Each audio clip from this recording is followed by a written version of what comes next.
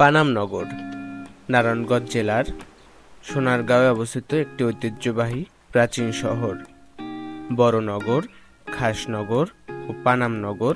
প্রাচীন সোনারগাঁওয়ের এই তিন নগরের মধ্যে পানাম ছিল সবচেয়ে আকর্ষণীয়। এখানে কয়েক শতাব্দী পুরনো অনেক ভবন রয়েছে, যা বাংলার 12 ভূঁইয়াদের ইতিহাসের সাথে সম্পর্কিত। সোনারগাঁও 10 বর্গ কিলোমিটার এলাকা জুড়ে অবস্থিত। ঢাকার আশেপাশে একদিনেই ঘুরে আসার মতো একটি স্থান পানাম নগর। তো আজকের ভিডিওতে আমরা ঘুরে দেখব পানাম নগর অথবা পানাম সিটি এবং বিস্তারিত গাইডলাইন দেওয়ার চেষ্টা করব যে কিভাবে আপনারা পানাম নগর আসবেন, কত টাকা খরচ হবে ইত্যাদি বিস্তারিত, এবং সাথে থাকবে পানাম নগরের সংক্ষিপ্ত ইতিহাস। তো চলুন ঘুরে আসি পানাম নগর থেকে।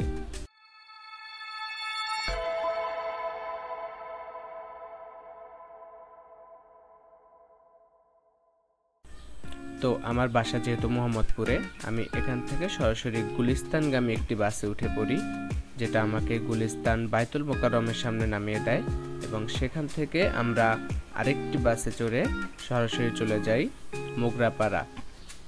মোগরাপাড়া যেতে আমাদের ভাড়া পড়েছিল জনপ্রতি 65 টাকা, এবং আপনারা এখানে এসি এবং নন এসি দুই ধরনের বাসই পেয়ে যাবেন। তো এসিতে ভাড়া হচ্ছে মেবি 100 টাকা।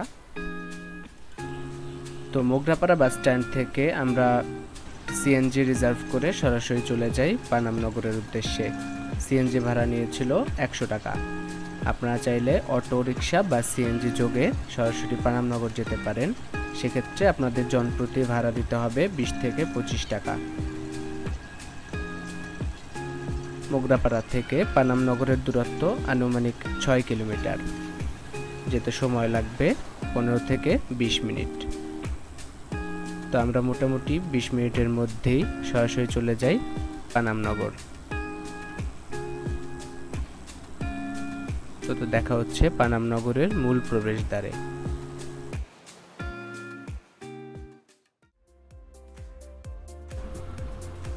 তো আমরা চলে এসেছি পানাম নগরের মূল প্রবেশদ্বারে। এখান থেকে আমরা এই গেট দিয়ে প্রবেশ করব, যদিও এখনো গেট খোলেনি। প্রতিদিন সকাল 10টা থেকে বিকাল 5টা পর্যন্ত পানাম নগর সর্বসাধারণের জন্য উন্মুক্ত থাকে।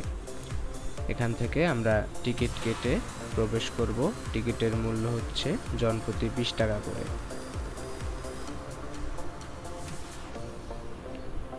এই পথ দিয়ে আমাদের পানাম নগর ঢুকতে হবে। দেখা যাচ্ছে ওখানে একটা স্মৃতিফলক।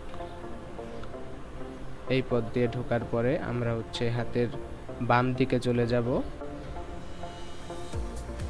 তো ঢোকার পরে আমরা হাতের বাম দিকে চলে এসেছি, এবং এখান থেকে পানাম নগরের মূল যে সৌন্দর্য আপনারা সেটি দেখতে পাবেন। এই পথ দিয়ে আমরা সবাই একসাথে হাঁটা শুরু করি, এবং এই পথটি নগরের এক প্রান্ত থেকে অপর প্রান্ত পর্যন্ত চলে গেছে, এবং দুপাশে সারিবদ্ধভাবে বাড়িগুলো এখনো দাঁড়িয়ে আছে। পানামের টিকে থাকা বাড়িগুলোর মধ্যে 52টি বাড়ি উল্লেখযোগ্য।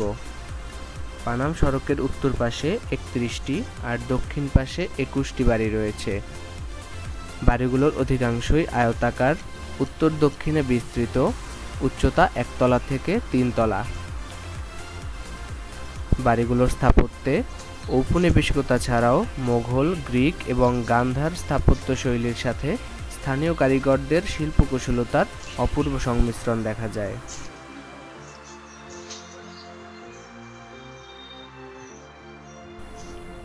প্রতিটি বাড়ি ব্যবহার উপযোগিতার দিক থেকে, কারুকাজ, রঙের ব্যবহার এবং নির্মাণ কৌশলের দিক দিয়ে উদ্ভাবনী কুশলতায় ভরপুর। ইটের সাথে ব্যবহার করা হয়েছে ঢালাই লোহার তৈরি ব্র্যাকেট, ভেন্টিলেটর আর জানালার গ্রিল। নগরীর ভেতরে আবাসিক ভবন ছাড়াও আছে মসজিদ, মন্দির, গির্জা, মঠ, গোসলখানা, নাচঘর, পান্থশালা, চিত্রশালা, খাজাঞ্চিখানা, দরবার কক্ষ, গুপ্তপথ, বিচারালয়, পুরনো জাদুঘর ইত্যাদি। এছাড়াও আছে 400 বছরের পুরনো টাকশাল বাড়ি।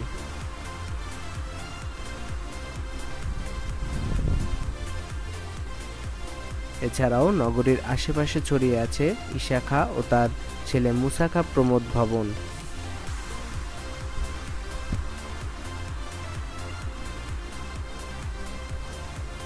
পানাম নগরীর পরিকল্পনাও নিখুঁত। নগরীর পানি সরবরাহের জন্য দুপাশে 2টি খাল ও 5টি পুকুর আছে। প্রায় প্রতিটি বাড়িতেই আছে কুয়া বা কূপ। প্রতিটি বাড়ি পরস্পর থেকে সম্মানজনক দূরত্বে রয়েছে। নগরীর যাতায়াতের জন্য রয়েছে একমাত্র রাস্তা, যা এই নগরীর মাঝখান দিয়ে বয়ে গেছে এপাশ থেকে ওপাশ পর্যন্ত। 15 শতকে ঈশা খাঁ বাংলার প্রথম রাজধানী স্থাপন করেছিলেন সোনারগাঁওয়ে। পূর্বে মেঘনা আর পশ্চিমে শীতলক্ষ্যা নদীপথে বিলেত থেকে আসতো বিলাতি থান কাপড়, দেশ থেকে যেত মসলিন। শীতলক্ষ্যা আর মেঘনার ঘাটে প্রতিদিনই ভিড়ত পালতোলা নৌকা। প্রায় সময় ইস্ট ইন্ডিয়া কোম্পানির বাণিজ্যিক কার্যক্রম ও চিরস্থায়ী বন্দোবস্তের ফলে ইউরোপীয় অনুপ্রেরণায় নতুন ঔপনিবেশিক স্থাপত্য রীতিতে গড়ে ওঠে পানাম নগরী। পরবর্তীতে এই পোশাক বাণিজ্যের স্থান দখল করে নেয় নীল বাণিজ্য। ইংরেজরা এখানে বসিয়েছিল নীলের বাণিজ্য কেন্দ্র। তো আমাদের আজকের পানাম নগর ভ্রমণ এই পর্যন্তই। এখানে একটি ফলক দেখা যাচ্ছে, যেখান থেকে আপনারা পানাম নগরের ইতিহাস সম্পর্কে আরও কিছু জেনে নিতে পারেন। তো আমরা পানাম নগর ভ্রমণ শেষ করে এখন চলে যাচ্ছি।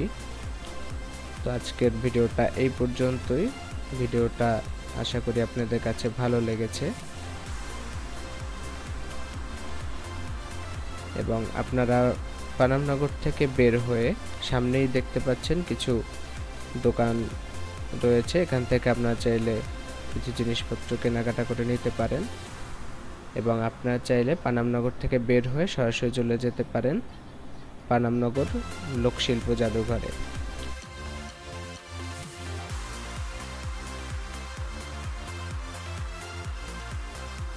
এই জায়গাটা নিয়ে ভিডিও পরবর্তীতে আসবে। তো ততক্ষণ পর্যন্ত ভালো থাকুন, সুস্থ থাকুন, সাথেই থাকুন। ধন্যবাদ।